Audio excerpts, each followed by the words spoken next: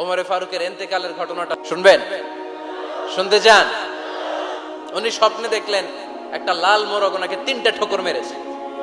কয়টা? উনি জুমার নামাজে, জিলহজ মাসের শেষ সপ্তাহে জুমার নামাজে বললেন যে একটা লাল মোরগ 3টা ঠোকর মেরেছে।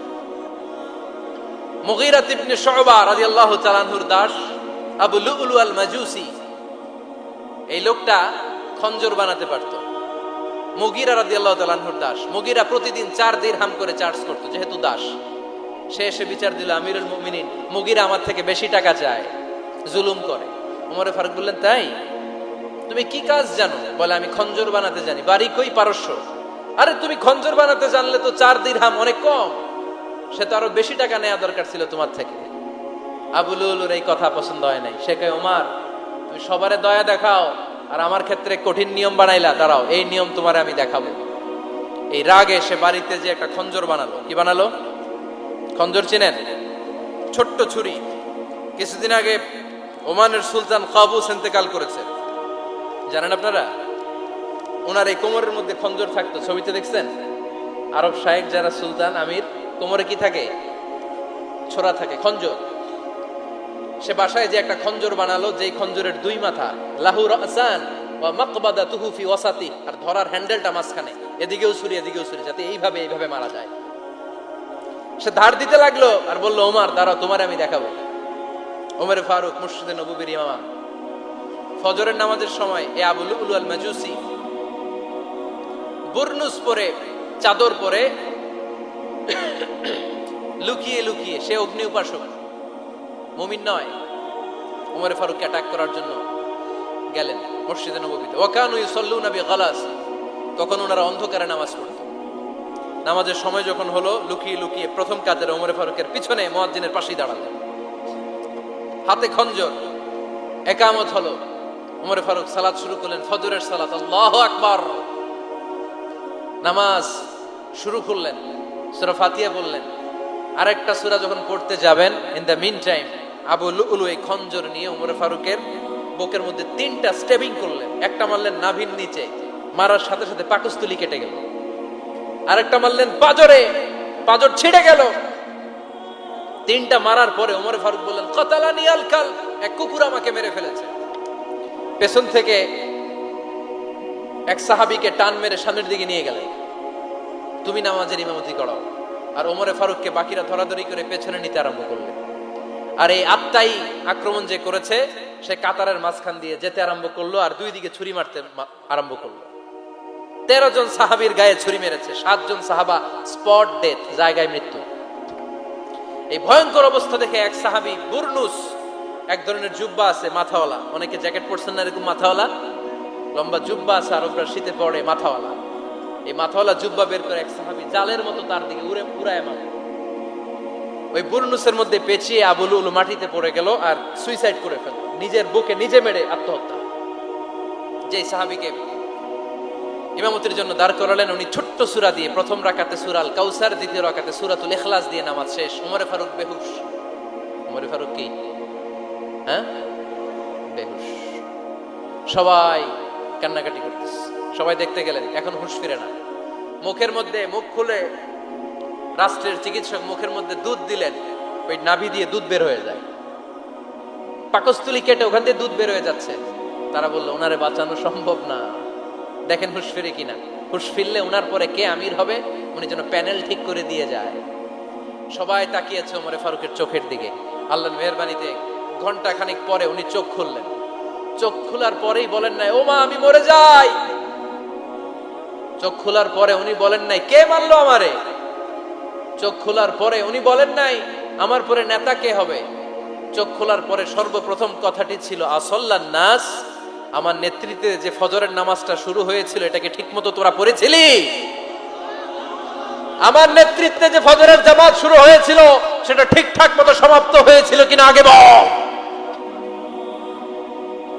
আসল্লান নাস, নামাজটা হয়েছে কিনা বল। সুবহানাল্লাহ কইতে পারলেন না? This is Umar, hour super hero. নেতা অনেকগুলো লাগে না, এরকম নেতা একটাই যথেষ্ট, যে গোটা বিশ্বকে কাঁপায় দিতে পারে। চিল্লায় বলো ঠিক কিনা? আমরা চাই আমাদের ছেলেগুলো ওমরে ফারুকের মতো বড় হোক। আমরা চাই আমাদের ছেলে মেয়েগুলো খাব্বাব, খুবাইব, সাইয়েদনা আলী, উসমান, আবু বকর রাদিয়াল্লাহু তাআলা আনহুর অনুসরণে বড় হোক, ঠিক কিনা? আমরা একটা ওমর চাই যিনি আমাদেরকে সালাতের শিক্ষা দিয়ে গিয়েছেন, ইন্তেকালের আগে বলেছেন সাল্লান নাস। এজন্য আমরা যেন নামাজ কখনো নষ্ট না করি। আল্লাহর জমিনে দ্বীন বাস্তবায়নে আসাদ্দুহুম ফি আমরিল্লাহি ওমর রাদিয়াল্লাহু তাআলা আনহুর মতো এত কঠোর কেউ ছিলেন না। তাই দ্বীন বাস্তবায়নে আমরা যেন কাউরে ছাড় না দেই। সবার আগে আল্লাহর দ্বীন, সবার আগে আল্লাহর কোরআন, সবার আগে আমার ইসলাম, ঠিক কিনা? আজকে আমরা সাইয়েদনা ওমরে ফারুকের বায়োগ্রাফি সম্পর্কে জানবো। ওমরে ফারুক রাদিয়াল্লাহু তাআলা আনহু, the super hero of this উম্মাহ। এই উম্মার সুপার হিরো তিনি, ঠিক কিনা? ওনার মুখের আগে লাঠি চলতো বেশি। সুবহানাল্লাহ পড়বেন না? মাঝে মাঝে লাঠি চালানোরও দরকার আছে না নাই? সাইয়েদনা ওমরে ফারুক আমাদের জন্য অনুপ্রেরণা। Is the real super hero of Muslim উম্মাহ। তিনি এই উম্মার রিয়েল সুপার হিরো। এজন্য ওনার জীবনী থেকে আমরা কিছু শিক্ষা নেওয়ার চেষ্টা করব ইনশাআল্লাহ। পড়েন সাইয়েদনা ওমরে ফারুক কিভাবে ইসলাম ধর্ম গ্রহণ করলেন, কিভাবে বিশ্বনবীর প্রাণের কলিজার টুকরা হলেন, এটা দিয়ে আমরা শুরু করি। আল্লাহ তাআলা সাইয়েদনা ওমরে ফারুকের হৃদয়ের মধ্যে 3টা ধাক্কা মেরেছেন, ইমানের ধাক্কা। আওয়াজ করে বলতে হবে কয়টা? জোরে বলেন তো কয়টা? 3টা ইমানি ধাক্কা। এক হচ্ছে বিশ্বনবীর দোয়ার ধাক্কা, এক কি? দোয়ার ধাক্কা। 2 হচ্ছে সূরা হাক্কা দিয়ে দিয়েছেন আল্লাহ এক ধাক্কা, সুবহানাল্লাহ পড়বেন না? 3 হচ্ছে সূরাতু তাহা দিয়ে আল্লাহ দিয়েছেন আরেকটা ধাক্কা। এই 3টা ইমানি ধাক্কা যখন সাইয়েদনা ওমরে ফারুকের হৃদয়ে লাগলো, উনি পড়তে আরম্ভ করেছেন আশহাদু আল্লা ইলাহা ইল্লাল্লাহ ওয়া আশহাদু আন্না মুহাম্মাদান আবদুহু ওয়া রাসূলুহু। চিল্লায়ে পড়েন আল্লাহু আকবার। বিশ্বনবী মক্কায় বসে বসে তাহাজ্জুদের সালাত পড়ে আল্লাহর কাছে দোয়া করলেন, আল্লাহ আল্লাহুম্মা আইজ্জাল ইসলাম বিআহাব্বির রাজুলাইনি ইলাইক। ও আল্লাহ, 2 জন লোকের নাম বলবো, 2 জনের দরকার নাই। এই 2 জনের একজনকে আপনি ইসলামের সুশীতল ছায়া তলে এনে ইসলামকে বিজয় দান করে দেন। মুহূর্তের মধ্যে দোয়াটা কবুল করে নিয়েছে কে? বিশ্বনবী বললেন, আল্লাহ 2 জনের নাম বলবো আজকের দোয়ায়। বিআবি জাহল ইবনে হিশাম, হয়তো হিশামের বেটা আবু জাহেলকে আপনি ইসলামের ভিতরে নিয়ে আসেন, কিংবা ওমর ইবনুল খাত্তাব, খাত্তাবের বেটা ওমরকে আপনি ইসলামের ছায়া তলে নিয়ে আসেন। ওমরে ফারুকের জন্য দোয়াটা কবুল করে নিয়েছে কে? মক্কার যে অবস্থা, আল্লাহর হাবিব সাল্লাল্লাহু আলাইহি ওয়াসাল্লাম বুঝলেন মক্কার এই 2 জনের একজন যদি আমার সাথে না থাকে তাহলে মক্কায় দাওয়াতি কাজ চালিয়ে যাওয়া যাবে। আল্লাহর বললেন, আল্লাহ বেশি চাই না, এই 2 জনের একজন, হয় আবু জাহেল নয় ওমর, হয় আবু জাহেল নয় ওমর। বিশ্বনবী যখন দোয়া করলেন, এই দোয়ার একটা ইমানি ধাক্কা, নুরানি ধাক্কা সাইয়েদনা ওমরে ফারুকের হৃদয়কে স্পর্শ করে ফেলল। দোয়া ইজ লাইক এ মিসাইল। এই যে আমরা দোয়া করি, এটা মিসাইলের মতো। যুদ্ধে মিসাইল হামলা করে না? মিসাইল হামলা করার পরে এই মিসাইল লক্ষ্য বস্তুতে যে ভেদ করে, ঠিক কিনা? তেমনি দোয়ার মতো যদি আপনি দোয়া করতে পারেন, আপনি যেই জন্য দোয়া করেছেন ঠিক ওই জায়গায় যে আপনার দোয়া স্পর্শ করে। সুবহানাল্লাহ পড়বেন না? বিশ্বনবীর দোয়ার মাধ্যমে প্রথমে সাইয়েদনা ওমরে ফারুকের হৃদয়ে এক ধাক্কা লাগলো। 2 নম্বরে রব্বুল আলামিন সূরাতুল হাক্কা দিয়ে ওমরে ফারুকের হৃদয়ের মধ্যে দিলেন এক ধাক্কা। পড়েন আল্লাহু আকবার। কোরআনের ভেতরে সূরাতুল হাক্কা নামে একটা সূরা আছে না নাই? আল হাক্কাতু মাল হাক্কা ওয়া মা আদরাকা মাল হাক্কা। পড়েন আল্লাহু আকবার। বিশ্বনবী যখন দোয়া করলেন, ওই দোয়া যখন সাইয়েদনা ওমরে ফারুকের হৃদয়ে স্পর্শ করলো, সাইয়েদনা ওমরে ফারুক সব সময় বিশ্বনবীরে ফলো করতে আরম্ভ করলেন। বিশ্বনবী ডানে গেলে লুকিয়ে লুকিয়ে ওমর ফারুক ডানে যায়, বিশ্বনবী বায়ে গেলে লুকিয়ে লুকিয়ে ওমরে ফারুক বায়ে যায়। বিশ্বনবী একবার মসজিদুল হারামে যে নামাজ পড়তে শুরু করলেন, ওমরে ফারুক তখন বিশ্বনবীর পিছু পিছু ছদ্মবেশে পেছন থেকে যে বিশ্বনবী কিভাবে নামাজ পড়ে দেখতে শুরু করলেন। বিশ্বনবী ইন দা মিন টাইম এশার নামাজে আল হাক্কাতু মাল হাক্কা তেলাওয়াত শুরু করে দিলেন। আল হাক্কাতু মাল হাক্কা তেলাওয়াত শুরু করে দিলেন। তেলাওয়াত করতে করতে বিশ্বনবী যখন তেলাওয়াত করতেছে, ওমরে ফারুক এরকম দুলতেছে আর মজা পাচ্ছে। ওমিয়া বিশ্বনবীর কণ্ঠ বুঝি আমার মতো কণ্ঠ, আপনার মতো কণ্ঠ, আহমদ বিন ইউসুফের কণ্ঠ, আব্দুল বাসিতের কণ্ঠ না? বিশ্বনবীর গলায় যে কি সুরের ঝংকার আল্লাহ দিয়েছেন, কি সুরের লহরী আল্লাহ দিয়েছেন, একবার যে শুনতো পাগল হয়ে যেত। আল্লাহু আকবার। বিশ্বনবী সূরা হাক্কা মন্ত্রমুগ্ধ তেলাওয়াতে, মন্ত্রমুগ্ধ সুর দিয়ে, মন্ত্রমুগ্ধ কণ্ঠ দিয়ে তেলাওয়াত করতে লাগলেন। এশার সালাতে ওমরে ফারুক বলতে লাগলেন। ওমরে ফারুক যত শুনেন অবাক হয়ে যায়, যত শুনেন অবাক হয়ে যায়, যতই শুনে অবাক। কিরে? কারণ তিনি আরবি ভাষা বুঝতেন। এত সুন্দর শব্দের গাঁথুনি, এত প্রাঞ্জল বর্ণনা, এত সুন্দর অন্তমিল, এটা কবিতা না হয়ে পারে না। উনি মনে মনে ভাবলেন এটা মনে হয় কবিতা। It might be poem, it could be poem. Muhammad মনে হয় কবি হয়ে গেছে, তার কাব্য প্রতিভা দিয়ে সে এটা বানিয়েছে। তা না হলে এত সুন্দর কথা এটা কবিতা না হয়ে পারে। ইন দ্য মিন টাইম বিশ্বনবী কিন্তু দেখতেছে না যে পেছনে ওমর। বিশ্বনবী তেলাওয়াত করছিলেন। ইন দ্য মিন টাইম বিশ্বনবী পড়ছিলেন ওমা হুয়া বিকাউলি শাইরিন কলিলাম মা তুমিনুন। এই আয়াতের অর্থ হলো এটা কোনো কবির কথা নয়, খুব অল্প সংখ্যক লোকই তোমরা ঈমান আনো। সুবহানাল্লাহ পড়েন। এটাকে বলে কোইন্সিডেন্ট। কোইন্সিডেন্ট, হুট করে অনেক সময় মিলে যায়। যায় কি যায় না? আপনি একজনের কথা ভাবতেছেন, বাজারে গেলেন, বাজারে যেই দেখেন ওই লোকটা দাঁড়ায় আছে, এরকম হয় কি হয় না? কোইন্সিডেন্ট। ওমরে ফারুক মনে মনে যেটা ভাবতেছে ওই কথা দিয়ে বিশ্বনবী তেলাওয়াত করতেছে। আল্লাহু আকবার। বিশ্বনবী যে আয়াত তেলাওয়াত করছিলেন, আয়াতের অর্থ হলো এটা কোনো কবির বানানো কবিতা না, খুব অল্প সংখ্যক লোকই তোমরা ঈমান আনো। ওমরে ফারুক আটকে উঠলেন, থমকে দাঁড়ালেন। ঘটনা কি? আমি মনে মনে ভাবলাম কি রে, এত সুন্দর কথা, এটা তো মানুষের কথা হতে পারে না, এটা নিশ্চয়ই কবিতা, কবির কথা। কিন্তু মুহাম্মদ এখন আবার পড়তেছে ওমা হুয়া বিকাউলি শাইর, এটা কোনো শায়েরের, কবির কথা নয়। কলিলাম মা তুমিনুন, অল্পই তোমরা ঈমান আনো। তার মানে আমার মনে যা চলে মুহাম্মদ এটা টের পায়। মুহাম্মদ গণক। নাউজুবিল্লাহ পড়বেন না? মুহাম্মদ অনেক বড় মাপের একজন গণক। মানুষের হৃদয়ে কি চলে, মনে মনে কি ভাবে, মুহাম্মদ না দেখেও বলে দিতে পারে। ইন দা মিন টাইম বিশ্বনবী পরের আয়াতে বললেন ওয়ালা বিকাউলি কাহিনিন কলিলাম মা তাযাক্কারুন। এই আয়াতের অর্থ হলো এটা কোনো গণকের বানানো গণনা নয়, খুব অল্প সংখ্যক লোকই তোমরা উপদেশ হিসেবে এটাকে মানো। সুবহানাল্লাহ পড়েন। এবার আর ওমরে ফারুকের সহ্য হয় না, কি আজীব তামাশা। প্রথমে মনে করলাম কবিতা, মোহাম্মদ কয় কবি না, সে কবি না, এটা কবিতা না। তারপর ভাবলাম সে গণক, সে আয়াত পরে পরে বলে দিল এটা গণনা নয়, তাহলে এটা কি? এটা কি কবিতাও না, গণনাও না, তাহলে এটা কি? বিশ্বনবী তখন বললেন তানজিলুম মির রাব্বিল আলামিন। সুবহানাল্লাহ পড়েন। পরের আয়াত ছিল তানজিলুম মির রাব্বিল আলামিন।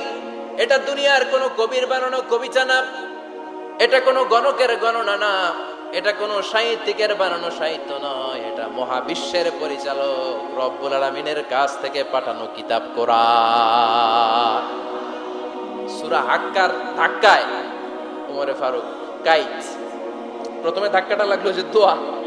বিশ্বনবী তাহাজ্জুদে কেঁদে দোয়া করলেন, আল্লাহ হয় আবু জাহেলরে দিবা নাইলে ওমররে দিবা। ওই দোয়া ওমরে ফারুকের হৃদয়ে ছোঁয়া লেগেছে।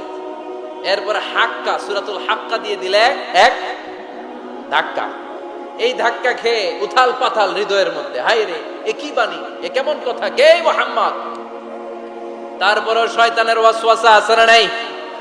আল্লাহ বলে যতই ওয়াসওয়াসা ওমরকে দেয়া হোক, আমি ওমরে ফারুককে মুসলিম উম্মতের সেনাপতি বানিয়ে ছাড়বো, আমি সেনাপতি বানাবো। এবার 3 নাম্বার ডোজ। ডাক্তারের কাছে গেলে প্রথমে দেখবেন সিম্পল ডোজ দেয়, নরমাল ওষুধ, এটাতে কাজ না হলে ডোজ বাড়ায়, একেবারে কাজ না হলে অ্যান্টিবায়োটিক মারে, আছে না নাই? আল্লাহ প্রথমে দোয়ার ছোঁয়া লাগালেন, তারপর সূরা হাক্কা দিয়ে ধাক্কা মারলেন, এরপরে রব্বুল আলামিন বলেন এবার 3 নাম্বার ডোজ সূরা তহা দিয়ে আমি তোমার হৃদয়টারে উজালা বানায় দেব রে ওমর।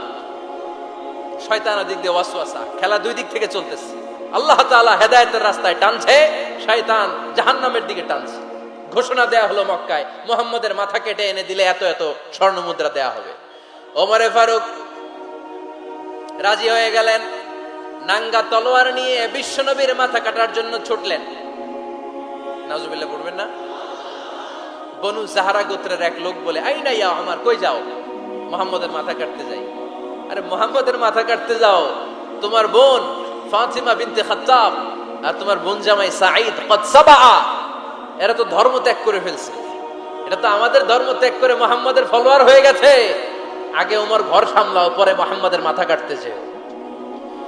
ওমর ফারুক অবাক হয়ে গেলেন, তলোয়ার নিয়ে বিশ্বনবীর দিকে না যেয়ে নিজের বাড়ির দিকে চলে গেলেন।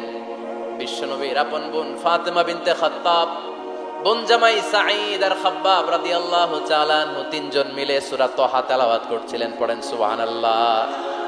মক্কায় লুকিয়ে লুকিয়ে দাওয়াত হতো। খাব্বাব রাদিয়াল্লাহু তাআলা আনহু একটা চামড়ার ফলকের মধ্যে সূরা তাহার কয়েকটা আয়াত এনে ওমর ফারুকের বোন আর বোন জামাইকে শিক্ষা দিচ্ছে, ট্রেনিং দিচ্ছে। সুবহানাল্লাহ পড়েন। লুকিয়ে লুকিয়ে ওমর ফারুক যখন ঘরে চলে আসলেন, এরা তটস্থ হয়ে গেল। সাইয়েদনা খাব্বাব বিছানার তলায় লুকিয়ে গেলেন। ওমর ফারুক বললেন, দরজা খোলো। ফাতিমা বিনতে খাত্তাব দরজা খোলার পরে নির্মম ভাবে সাইয়েদনা ওমর রাদিয়াল্লাহু তাআলা আনহু বোনের গায়ে আঘাত শুরু করে দিল।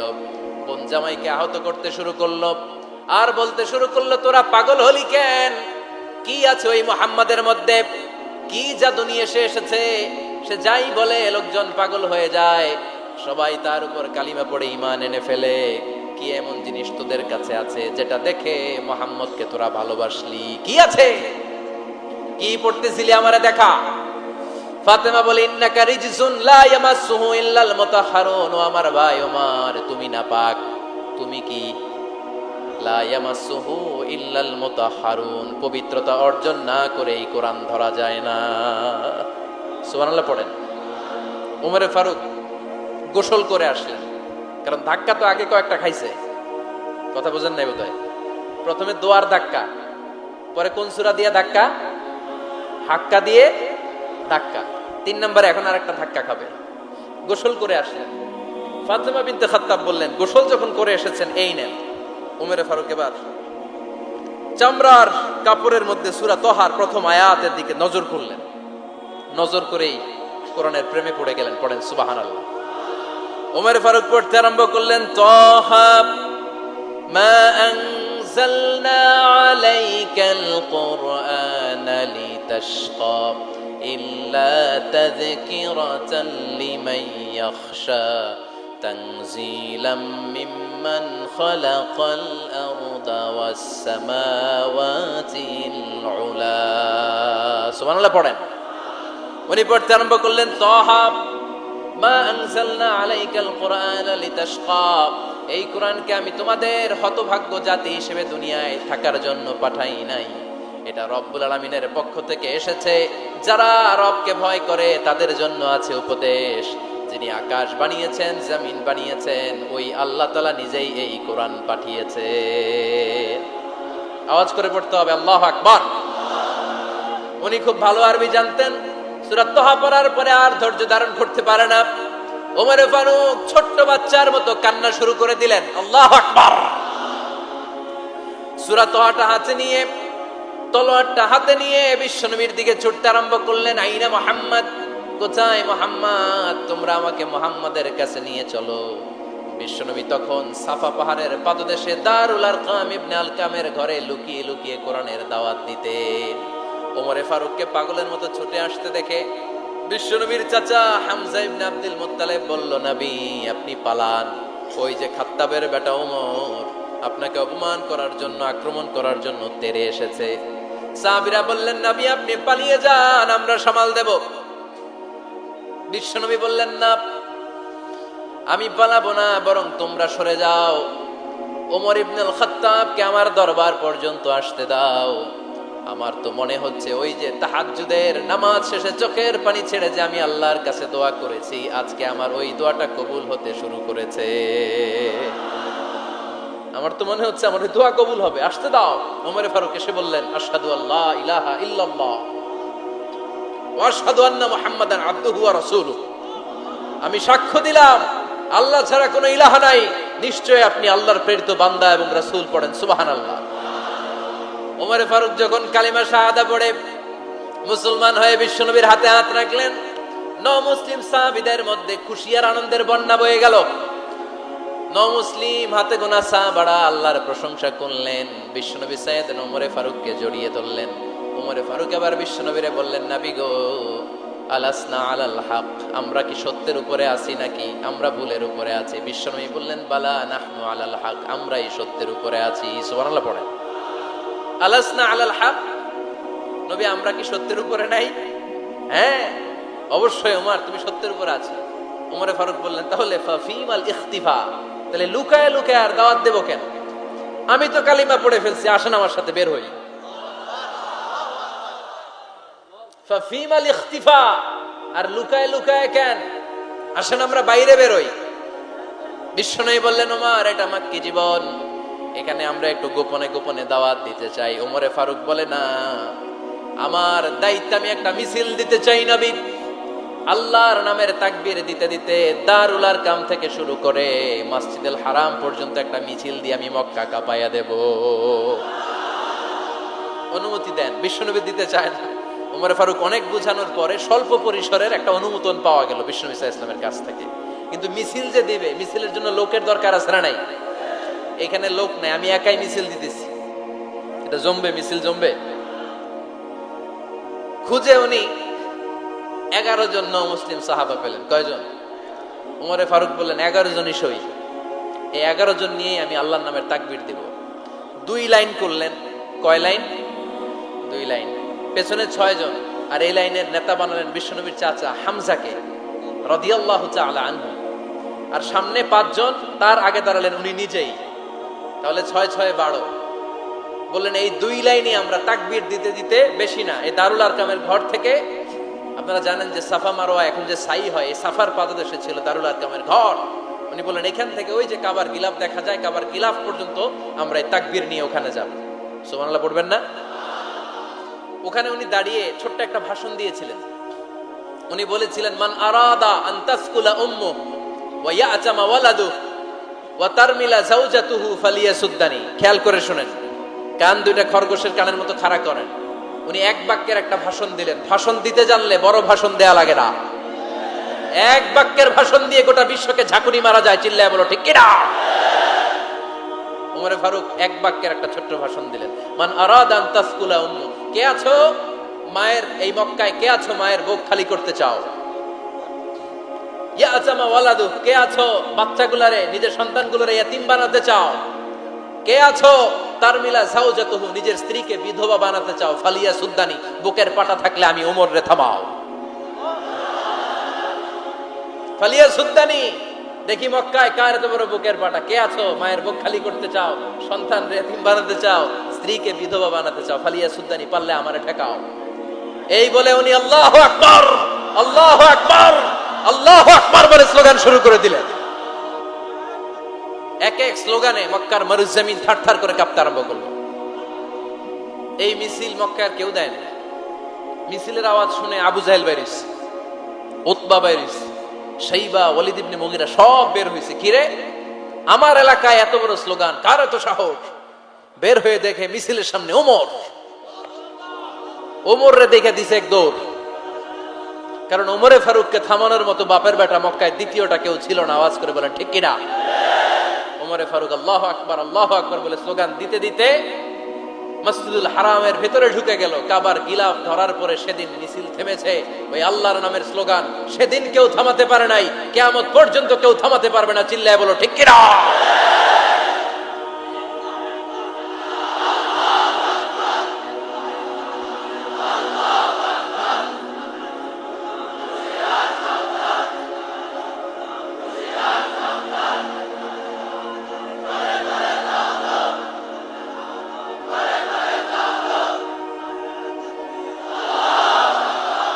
ওই রকম একটা ওমরের দরকার, আমাদের বেশি চাই না। জোরে বলেন ঠিক কিনা? দাও খোদা দাও আমায় আবার ওমর দারাজ দিল, দাও খোদা দাও আমায় আবার ওমর দারাজ দিল, দাও আলীর মতো বীর সেনানি, আলীর মতো বীর সেনানি জাগাতে নিখিল, দাও খোদা দাও আমায় আবার ওমর দারাজ দিল। সুবহানাল্লাহ পড়েন। একটা ওমর লাগবে, চিল্লায় বলেন কয়টা? ওই ওমরের অপেক্ষায় বাংলাদেশ সহ গোটা মুসলিম উম্মাহ, ঠিক কি না? একটা ওমরই যথেষ্ট। আমাদের সেন্ট্রাল লিডারশিপ নাই তো, আমাদেরকে এদিকে লাথি মারলে আমরা ওইদিকে যাই, ওদিক থেকে গুতা মারলে আমরা এদিকে যাই। আমাদের রিপ্রেজেন্টেটিভ, আমাদের প্রতিনিধিত্ব করার মতো কোনো কেন্দ্রীয় লিডারশিপ নেতৃবৃন্দ গোটা বিশ্বে নাই, ঠিক কি না? আমরা সেই ওমরে ফারুকের অপেক্ষায়, আমরা সেই ইমাম আল মাহাদির অপেক্ষায়। এই ওমরে ফারুক আমাদের মডেল, ঠিক কি না? থার্ড ইন পজিশন এই পুরা উম্মতের মধ্যে ওনার পজিশন নাম্বার 3। 1 নাম্বার পজিশন বিশ্বনবীর, কার? 2 নাম্বার পজিশন কার? আবু বকর। 3 নাম্বার পজিশন কার? ওমরে ফারুকের। বিশ্বনবী বলতেন লা নবিয়্যা বা'দি, লা নবিয়্যা বা'দি, আমার পরে কোনো নবী নাই। ওয়ালা রাসূলা, আমার পরে কোনো রাসূলও নাই। আমার নবীর পরে আর কোনো নবী আছে? আমার নবীর পরে আর কোনো রাসূল আছে? এই যে কাদিয়ানি যে একটা সম্প্রদায় আছে, এরা কি মুসলিম নাকি অমুসলিম? মুসলিম সম্প্রদায়ের সাথে এদের কোনো সম্পর্ক নাই, চিল্লা বলেন ঠিক কি না? এরা যদি মুসলমান হতে চায়, আমার নবী দ্য লাস্ট মেসেঞ্জার বিশ্ব নবীকে খাতামুন নবী হিসেবে সংবাদ সম্মেলন করে গোটা বিশ্বকে জানাই দিতে হবে, তারপরে তাদেরকে আমরা মুসলিম হিসেবে স্বীকৃতি দিব, চিল্লায় বলেন ঠিক কি না? তা না হলে তারা কোন ধর্মের এটাকে জানাই দিতে হবে। No inferiority complex, no identity crisis. Identity ক্রাইসিসে থাকা যাবে না। আপনারা কোন ধর্মের এটা জানায় দেন। আপনারা বিশ্ব নবীরও শেষ নবী মানবেন না, আবার মুসলিম বলেও নিজেদেরকে ট্যাগ লাগাতে চাইবেন। সাধারণ মুসলমানরা এটা এই ধোঁকাবাজি মানে না, চিল্লায় বলেন ঠিক কি না? আমার নবীর পরে কোনো নবী নাই, আমার রাসূলের পরে কোনো রাসূল নাই, ঠিক কি না? আল্লাহর হাবিব বলতেন লাউ কানা বা'দি নাবিয়্যুন লাকানা উমর, তবে আমার পরে যদি নবী হওয়ার যোগ্যতা কারো থাকে, আমার ওমরের ওই যোগ্যতা আছে। সুবহানাল্লাহ পড়েন। প্রভু তুমি বলেছো রাসূল দেবে না, বলনি দেবে না ওমর, বলনি দেবে না হামজা তারি, খালিদ বিজয় সমর। প্রভু তুমি বলেছো রাসূল দেবে না, বলনি দেবে না ওমর, বলনি দেবে না হামজা তারি, খালিদ বিজয় সমর। প্রভু তুমি বলেছো রাসূল দেবে না। সুবহানাল্লাহ পড়েন। এজন্য আমরা একটা ওমর চাই। কয়টা? বেশি লাগবে? নেতার মতো নেতা কয়টা লাগে? জোরে বলেন কয়টা? Enough, that's enough. Omar Farooq our super hero. ওনার সাথে বিশ্বনবী সাল্লাল্লাহু আলাইহি ওয়াসাল্লামের মুসাহারার সম্পর্ক ছিল।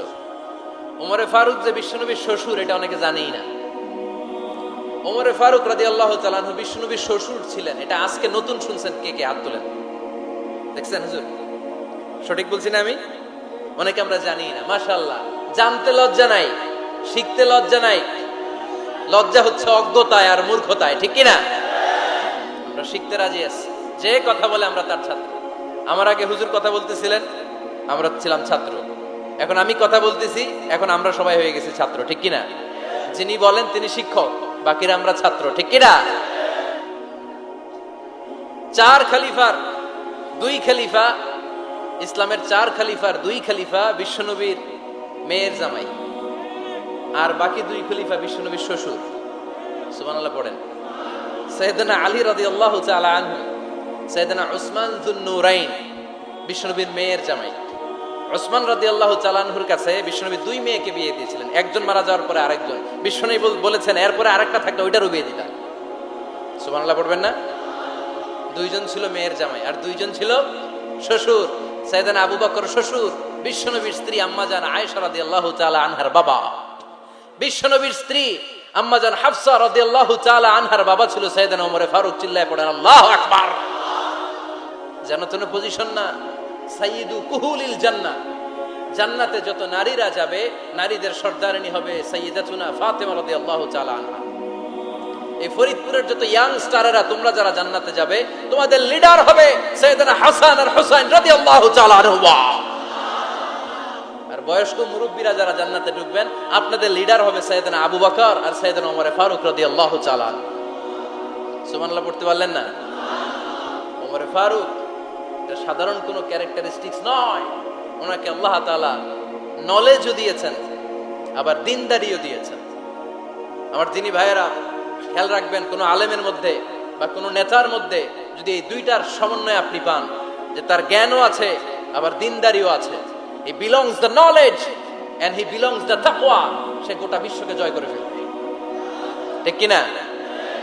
যার মধ্যে জ্ঞান আছে, যার মধ্যে তাকওয়া আছে, তারে কেউ থামায় রাখতে পারে? ওমরে ফারুককে এই দুই নেয়ামত দিয়ে ধন্য করেছে কে? সহিহ বুখারীর বর্ণনা, বিশ্বনবী সাহাবীদের সামনে একটা স্বপ্নের কথা বলছেন। বিশ্বনবী বললেন, আমি স্বপ্নে দেখলাম আমার আঙ্গুলের ফাঁকা থেকে দুধ বের হচ্ছে, আমি তৃপ্তি সহকারে দুধ খেলাম। খাওয়ার পরে দেখলাম আঙ্গুলের মধ্যে একটু দুধ লেগে আছে। আমার আঙ্গুলে অতিরিক্ত লেগে থাকা দুধটা আমি ওমরে ফারুকের মুখের মধ্যে লাগিয়ে দিলাম। সাহাবারা বললেন, ইয়া রাসূলুল্লাহ, ইয়া হাবিবাল্লাহ, মাযা আওয়ালতা বিহি, এই স্বপ্নের আপনি কি ব্যাখ্যা করলেন, আমরা তো বুঝলাম না। বিশ্বনবী বললেন, আওয়ালতু বিহি আল ইলম, আমি এই দুধ দিয়ে জ্ঞানের ব্যাখ্যা করেছি, কারণ ওমরকে আল্লাহ যেই জ্ঞান দিয়েছে গোটা বিশ্বের কাউকে এত জ্ঞান দেয় না। এজন্য স্বপ্নে যদি কেউ দেখেন যে আপনি দুধ খাচ্ছেন, তার মানে আল্লাহ তাআলা আপনার জ্ঞান বাড়ায় দিবেন। ওমরে ফারুককে দুধ খেয়ে অতিরিক্ত দুধের অংশটা বিশ্বনবী আবু বকর রাদিয়াল্লাহু তাআলা আনহুর মুখে দেন নাই, সাইয়েদনা উসমানের মুখে দেন নাই, আলী রাদিয়াল্লাহু তাআলা আনহুর মুখে দেন নাই। স্বপ্নে ওই অতিরিক্ত লেগে থাকা দুধটা বিশ্বনবী ওমরে ফারুকের ঠোঁটের মধ্যে লাগিয়ে দিয়েছেন। এই হাদিস থেকে প্রমাণ হয় আল্লাহ তাআলা জ্ঞানের নেয়ামতে সাইয়েদনা ওমরে ফারুককে ধন্য করেছেন। আবার বুখারীর বর্ণনা, বিশ্বনবী সাল্লাল্লাহু আলাইহি ওয়াসাল্লাম আরেকটা স্বপ্নের বর্ণনা দিচ্ছেন। তিনি বললেন, তোমাদের সবাইকে স্বপ্নে আমার সামনে দাঁড় করানো হলো। আমি দেখলাম তোমাদের কারো জুব্বা নাভি পর্যন্ত, কারো জুব্বা হাঁটু পর্যন্ত, কারো জুব্বা টাকনু পর্যন্ত। ওমরে ফারুককে যখন স্বপ্নে আমার সামনে দাঁড় করিয়ে দেয়া হলো, আমি দেখলাম ওমরের জুব্বা এত লম্বা, ওমর টেনে হিচড়ে তার জুব্বা নিয়ে সামনে হেঁটে যাচ্ছে। সাহাবারা বললেন, ফামাযা আওয়ালতা বিহি ইয়া রাসূলুল্লাহ, ও আল্লাহর রাসূল, এই স্বপ্ন দিয়ে আপনি কি বুঝাতে চাইলেন, আমরা কিছু বুঝলাম না। বিশ্বনবী বললেন, আউয়ালতু বিহি আদ-দীন, আমি এই হাদিসের দ্বারা দ্বীনের ব্যাখ্যা করলাম, যার জামা যত লম্বা তার দ্বীনদারি তত বেশি। বুঝতে পারেন? স্বপ্নে দেখলেন কোন সাহাবীর জুব্বা নাভি, কোন সাহাবীটা হাঁটু, কারোটা টাকনু, কিন্তু ওমরে ফারুকের জুব্বা এত লম্বা, ইয়াজুরু সাওবাহু, তিনি তার জুব্বা টেনে হিচড়ে যাচ্ছেন। বিশ্বনবী বললেন, এটা দ্বারা আমি দ্বীন, আমি তাকওয়া, দ্বীনদারি, তাকওয়া, এটার ব্যাখ্যা করেছি। তার মানে ওমরে ফারুকের তাকওয়ার সামনে সব তাকওয়া পানি হয়ে যাবে। কোন সুবহানাল্লাহ। আল্লাহ তাআলা সাইয়েদনা ওমরে ফারুককে দ্বীনের জ্ঞান দিয়েছেন, তাকওয়া দিয়েছেন।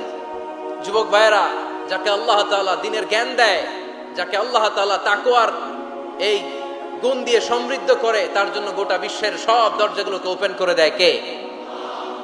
কত বড় মুত্তাকি ছিলেন সাইয়েদনা ওমরে ফারুক। মদিনার সমাজে কয়জন মুনাফিক ছিল বিশ্বনবী ছাড়া কেউ বলতে পারতেন না। বিশ্বনবী কোন সাহাবীকে মুনাফিকদের লিস্ট দিয়ে যান নাই, একজন সাহাবী ছাড়া। দেখি কেউ বলতে পারেন কিনা ওই সাহাবীর নাম? কি নাম? হুযায়ফা ইবনুল ইয়ামান রাদিয়াল্লাহু তাআলা আনহু। ওনাকে বলা হতো সাহিবু সিররি রাসূলিল্লাহ, আল্লাহ রাসূল সাল্লাল্লাহু আলাইহি ওয়াসাল্লামের গোপন তথ্যের ধারক বাহক। সুবহানাল্লাহ পড়বেন না?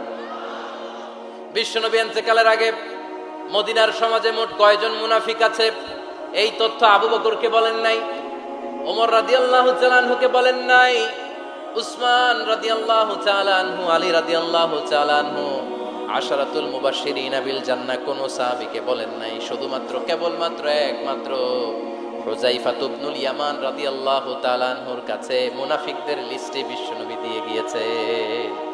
সুবহানাল্লাহ পড়েন। মদিনায় কারা কারা মুনাফিক কেউ জানতো না, হুযায়ফা ছাড়া। কে ছাড়া? নামটা আজকে মুখস্থ করেন, যাতে অন্য কোনো ওয়াজে কেউ জিজ্ঞেস করলে বলতে পারেন। মুনাফিকদের লিস্ট যে সাহাবীর কাছে বিশ্বনবী দিয়ে গিয়েছিলেন, সাহাবীর নাম কি? নাম? নামটা কেমন লাগে? ভাল লাগে? অনেকে আমারে জিজ্ঞেস করে, হুজুর আমার ছেলে হবে আগামী মাসে, একটা নাম দেন। নাম দিয়ে দিলাম হুযায়ফা।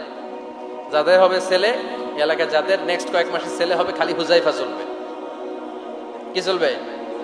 ভাল লাগে? নামটা ভাল লাগে? রাইখেন, অনেক সুন্দর নাম। উনি জানতেন মুনাফিক কারা। দেখেন ওমরে ফারুকের তাকওয়ার লেভেলটা কত হাই। ওমরে ফারুক একদিন হুযায়ফা রাদিয়াল্লাহু তাআলা আনহুর কাছে গেলেন। যে বললেন, হুযায়ফা, বিশ্বনবী ইন্তেকালের আগে মুনাফিকদের নামের লিস্টটা কারো কাছে দেয় নাই, আমার জানা নাই, সাইয়েদনা আবু বকরের জানা নাই, কোন সাহাবীর জানা নাই, তুমি ছাড়া। আমি তোমার কাছে জানতে চাই, আমি ওমরের নামটা ওই মুনাফিকদের খাতায় আছে কিনা আমার একটু বলো। আমার ওমরের নামটা ওই মুনাফিকদের লিস্টিতে একটু আছে কিনা, নামটা একটু বলো। যদি থাকে আমি ভালো হয়ে যাব, আমি নেফাকি দূর করে পাক্কা মুমিন হতে চাই। আমার নাম যদি মুনাফিকের লিস্টে থাকে আমি তো শেষ। হুযায়ফা চোখের পানি ছেড়ে দিয়ে বলে, আমিরুল মুমিনিন, কেমন প্রশ্ন করলেন আপনি? আপনি বিশ্বনবীর শ্বশুর, এই উম্মতে আপনার পজিশন 3 নাম্বার। আপনারে মুনাফিকরা ভয় পায়, শয়তান আপনারে ভয় পায়।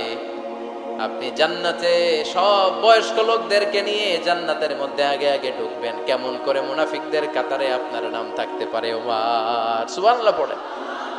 কি বিনয়ী, কি তাকওয়া! হুযায়ফাকে যে ধরতেন, হুযায়ফা একটু বলো না আমার নামটা মুনাফিকদের লিস্টিতে আছে কিনা। ওমরে ফারুকের যদি এই টেনশন থাকে যে আমি মুনাফিক হয়ে গেলাম কিনা, আমাদের এই টেনশন থাকার দরকার আছে না নাই? হ্যাঁ, যেন সব সময় আল্লাহর কাছে দোয়া করতে হবে, আল্লাহ তুমি নেফাকি থেকে আমাদেরকে বাঁচাও। আরো জোরে পড়েন আমিন। আপনারা ওঠা বসা শুরু করলেন কেন? অনেক রাত হয়ে গেছে তাই? হ্যাঁ, শেষ করে দেই তাহলে না? যে অনেকের কষ্ট হচ্ছে মনে হচ্ছে। হ্যাঁ, এক নম্বরে যাচ্ছে এইটা সব মুখস্থ দেখি। হ্যাঁ, 1 নাম্বার, 2 নাম্বার, 3 নাম্বার। 1 নাম্বার হইল পেশাবখানা, 2 নাম্বার পায়খানা, 3 নাম্বার নাকি এইটা?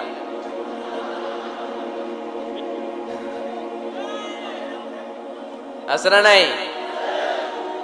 না। সিগারেট কোন মুসলমান খেতে পারে? সিগারেট হয় টোবাকো প্ল্যান্টস থেকে, তামাক পাতা। ফরিদপুরে চাষ হয় নাকি? হয়। কোন থানায় হয় বেশি? হ্যাঁ, তামাক ক্ষেত যারা দেখছেন, কোনো বেড়া লাগানো লাগে? কারণ ছাগলেও মুখ দেয় না। তো যেটা ছাগলে খায় না, এটা কোনো মুমিন বান্দা খাইতে পারে? তো খান কেন এগুলো, পচা জিনিস? হ্যাঁ, এই পৃথিবীতে বিড়ি আর সিগারেটই একমাত্র খানা যেটা টয়লেটে ঢুকে খাওয়া যায়, তাই না? পৃথিবীতে সিগারেট আর বিড়ি একমাত্র খাবার। রাগ করবেন না যারা খান, রাগ করেন না। আবার একটু কমন সেন্সটা কাজে লাগানোর জন্য, চিন্তার জন্য বলতেছি। এটাই পৃথিবীর একমাত্র খাবার যেই খাবারের গায়ে এই খাবারের বদনাম লেখা থাকে, স্মোকিং কজেস ক্যান্সার। ধূমপান কর্কট রোগের কারণ, ধূমপান স্বাস্থ্যের পক্ষে ক্ষতিকারক, লেখা থাকে না? আচ্ছা ধরেন ফরিদপুরের একটা কোম্পানি নতুন চানাচুর বের করছে, ওই চানাচুরের গায়ে লেখা এই চানাচুর খাওয়ার 1 ঘন্টার মধ্যে বমি শুরু হবে আর ডায়রিয়া হবে। খাবেন? কি কইবেন? তুই খা। দোকানদারে কি কইবেন? তুই খা, তোর বমি হোক, তোর 14 গোষ্ঠীর ডায়রিয়া হোক, আমি টাকা দিয়ে এগুলো কিনবো না, ঠিক কিনা? কারণ এই প্রোডাক্টের গায়ে এই প্রোডাক্টের বদনাম লেখা, এটা আমরা কিনবো কেন? কিন্তু সিগারেটের উপরে সিগারেটের বদনাম লেখা থাকার পরেও আমরা খাই, টয়লেটে বসে খাই। এটার মধ্যে একটা পয়জন আছে, এটাকে বলে স্লো পয়জন, নিকোটিন। এটা আপনার লাং, ফুসফুসকে শেষ করে দিবে। Slow poison. সিগারেট খাওয়া অনেকটা আত্মহত্যা শামিল। বিষ খেলে সাথে সাথে মরে, সিগারেট খেলে ধুকে ধুকে মরে। আর সিগারেট থেকে হিরোইন, গাঁজা, ফেন্সিডিল, ইয়াবা, ম্যারিজুয়ানার পথে মানুষ পথ বাড়ায়, পা বাড়ায়, তাই না? এগুলো খাবেন না। ওয়ালা তুলকু আইদিকুম ইলা তাহলুকা। নিজেকে স্বেচ্ছায় ধ্বংসের দিকে ঠেলে দিও না। জীবনটা অনেক সুন্দর, জীবনটা অনেক রঙিন, আল্লাহর দেয় জীবনটাকে উপভোগ করার দরকার আছে না নাই? এই জন্য সিগারেটকে এই ফরিদপুরের প্রোগ্রাম থেকে আমরা আজকে নো বলে দিলাম। কি বলে দিব? আওয়াজ করে সবাইকে আমরা সবাই একসাথে বলবো, সিগারেটকে কি বললাম? মনে থাকবে না? মাহফিলের প্যান্ডেল থেকে বাইর হয়ে আবার ইয়েস, হ্যাঁ না, ইয়েস করা যাবে না। সিগারেটকে কি বললাম? নো। ওমর ফারুক রাদিয়াল্লাহু তাআলা আনহু আমাদের সুপার হিরো, আমাদের সবাই বলেন আমাদের। উনি কত বড় সুপার হিরো শুনেন। উনি জুমার খুতবা দিচ্ছেন। কি দিচ্ছেন? মসজিদে নববীতে। খুতবার মাঝখানে হঠাৎ বললেন, ইয়া সারিয়াতাল জাবাল, ইয়া সারিয়াত ইবনে জানিমিল জাবাল। এই কথা বলেই আবার খুতবা দিতে শুরু করলেন। ওনার এই ইয়া সারিয়াত ইবনে জানিমিল জাবালের সাথে আগের কথারও কোনো মিল নাই, পরের কথারও কোনো মিল নাই। জুমার নামাজের পর মুসল্লি সাহাবারা ধরলেন, বললেন, ইয়া আমিরাল মুমিনিন, খুতবার মাঝখানে হঠাৎ করে ইয়া সারিয়াত ইবনে জালিমিল জাবাল বলে আপনি চিৎকার করলেন কেন? আপনার এই বাক্যের সাথে আপনার খুতবার আগের বাক্যের কোনো মিল নাই, আপনার খুতবার পরের বাক্যেরও কোনো মিল নাই। এই কথা আপনি কারে বললেন, কারে উদ্দেশ্য করে বললেন? এই কথার তাৎপর্য কি আমাদেরকে বুঝিয়ে বলেন। ওমরে ফারুক বললেন, আমি যখন খুতবা দিচ্ছি আমি দেখতে পেলাম ওই যে কয়েক মাস আগে আমি আমার মুসলিম সেনাবাহিনী পারস্যে আক্রমণের জন্য পাঠিয়েছি, বর্তমান ইরানের ওই বিশাল এলাকাতে পারস্যে আমি আমার ব্যাটালিয়ন পাঠিয়েছি। আমি হঠাৎ করে দেখতে পেলাম আমার মুসলিম বাহিনীর সেনাপতি যুদ্ধের এক পর্যায়ে তার ডানে আছে উপত্যকা, বায়ে আছে পাহাড়, সে পাহাড়ি রাস্তা ছেড়ে দিয়ে উপত্যকার দিকে যেতে শুরু করেছে। আমি দেখতে পেলাম আমার মুসলিম বাহিনী যদি উপত্যকার দিকে ছুটে বেড়ায়, কাফির মুশরিকরা আমার মুসলিম বাহিনীকে কচুকাটা করে ফেলবে। তাই আমি এখান থেকে তাদেরকে কমান্ড দিয়ে বলেছি, ইয়া সারিয়াতাল জাবাল, উপত্যকার দিকে নয় পাহাড়ের দিকে যাও, তাহলেই তোমাদের বিজয় নিশ্চিত হয়ে যাবে। উপত্যকার দিকে যেও না, ইলাল জাবাল, ইলা সারিয়াতিল জাবাল, পাহাড়ের দিকে ছোট। সাহাবারা অবাক, ঘটনা কি? উনি বসে আছেন মদিনায় মসজিদে নববীর মিম্বারে দাঁড়িয়ে, উনি যদি ইয়া সারিয়াতাল জাবাল বলে, এটা কি ইরানে যাবে নাকি? ও মিয়া, তখনকার সময়ে বর্তমানের মতো মোবাইল ছিল নাকি, ইন্টারনেট ছিল নাকি, কিছু ছিল? খালি মুখে আমি যদি বলি ইয়া সারিয়াতাল জাবাল, এটা ইরানে যাবে, ইন্ডিয়ায় যাবে, ঢাকায় তো যাবে না, ফরিদপুর শহরেই তো বসবে না, ঠিক কিনা? কিন্তু এটা আমিরুল মুমিনিন বিশ্বাসী সাহাবারা বিশ্বাস করে নিল। কিছু মুনাফিক ছিল, এরা কয় না, ঝামেলাস, এটা তো সম্ভব না। এক কাজ করি, এই সেনাপতি যখন বিজয়ী বেশে মদিনায় ফিরে আসবে, আর আমরা ধরবো। এরা দিন গুনতে লাগলো, এই সেনাপতি মুসলিম বাহিনী নিয়ে পারস্য জয় করে কবে ফিরে আসবে।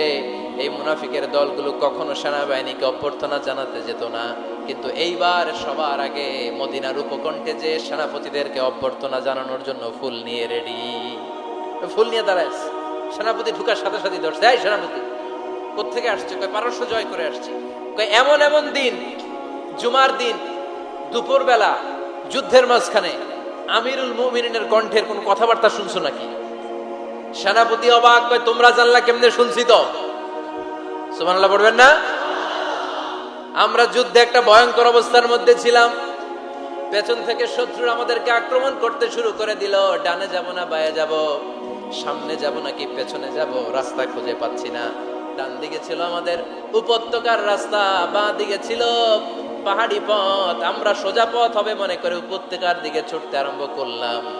হঠাৎ করে আমিরুল মুমিনিনের কণ্ঠ বজ্র কণ্ঠে আমার কানের মধ্যে ভেসে আসলো। আমার মনে হলো আমিরুল মুমিনিন কেমন যেন আমাকে কমান্ড দিচ্ছেন আর বলছেন, ইয়া সারিয়াতাল জাবাল, ডান দিকে উপত্যকার পথে নয়, তাড়াতাড়ি পাহাড়ের দিকে সৈন্যবাহিনী নিয়ে উঠে যাও। পাহাড়ের দিকে, ডানে না। This is wrong track and this is the right track. ওই দিন যদি ওমরে ফারুকের ওই গাইডলাইন, আমিরুল মুমিনিনের কমান্ড যদি আমি না শুনতাম, আজকে বিজয়ের বেশে ফিরতেও পারতাম না, আমাদের চেহারাও তোমরা দেখতে পেতে না। ওমরে ফারুকের ওই কমান্ড, ওই গাইডলাইন অদৃশ্য থেকে শোনার কারণে এই পারস্যের মধ্যে আমাদেরকে সেই যুদ্ধে বিজয় দান করেছে কে? দিস ইজ ওমরে ফারুক, দিস ইজ ওমরে ফারুক। বিশ্বনবী বলছেন, আমার মা লাকিয়াকা শাইতানু সালিকান ফাজ্জান ইল্লা সালাকা ফাজ্জান গায়রা ফাজ্জিক। ওমর, শয়তান ইবলিস যদি তোমার কোনো রাস্তা দিয়ে হাঁটতে দেখে, শয়তান ওই রাস্তা রেখে দিয়ে অন্য রাস্তা দিয়ে হাঁটে। সুবহানাল্লাহ, বাড়িতে যাই বললেন।